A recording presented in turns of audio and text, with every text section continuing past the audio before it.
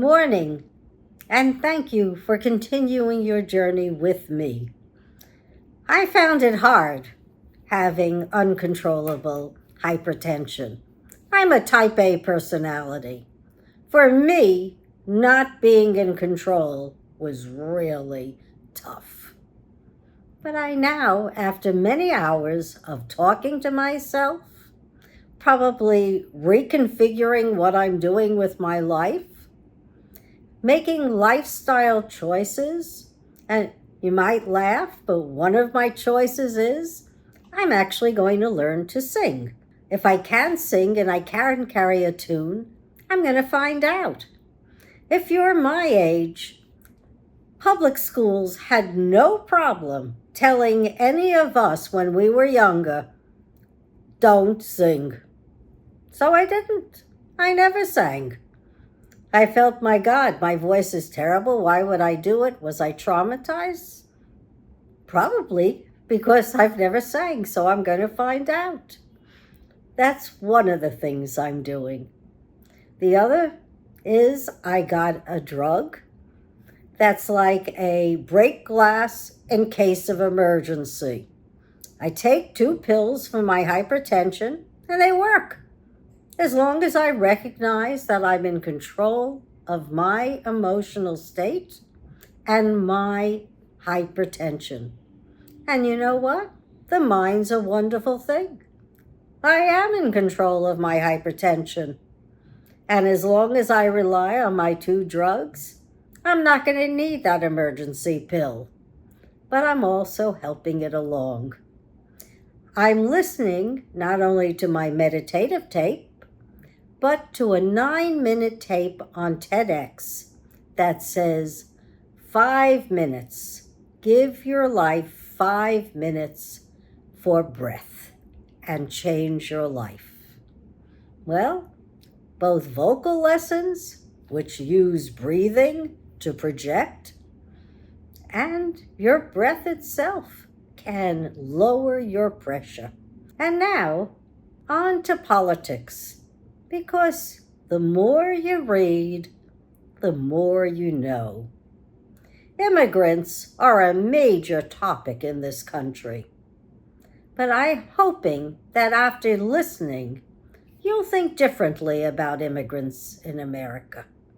They say, there's 11 million illegal aliens, as if this is terrible. But wait until you hear the statistics that I just read by USA Facts and what John Washington is telling us in The Guardian. For one thing, we do have a lot of immigrants in this country.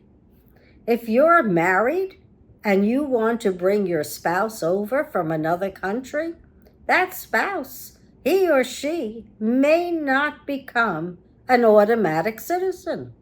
It could take them 4 to 5 years. That's a long time. Also, immigrants coming from another country, they got to rely on green cards to show that they're going to be working.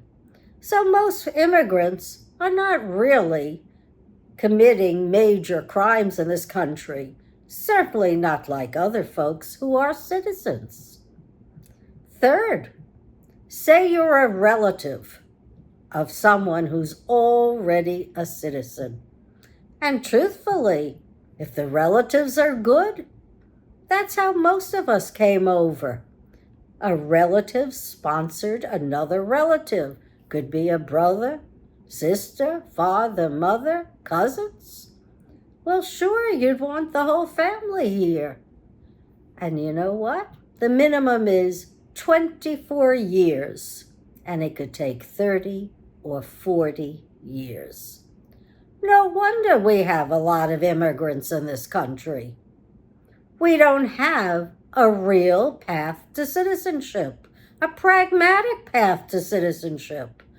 If I have a family, because that's how my family came over in 1906, an uncle sponsored my grandma, and another uncle sponsored my grandma and grandpa on the other side of the family. They didn't come through other channels. They came because of family connections. And what better way to come? You got a family, the family does well. You want their brothers and sisters and the rest of them to be here. It gives us a more cohesive, friendly, decent community. So, immigrants, I think you ought to look differently on DACA kids, kids who came here and can't get citizenship when they should. They have to pay something like $495 a year just to remain a citizen. And now what are we doing? We took away their health care from immigrants. This is not right to do. It's inhumane. John Washington, who I met many years ago before the pandemic, was writing a book on the path of immigrants into this country. It was pretty horrible to read what they go through.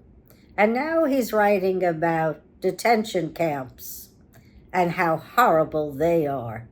52 people have died in ICE detention camps so far this year.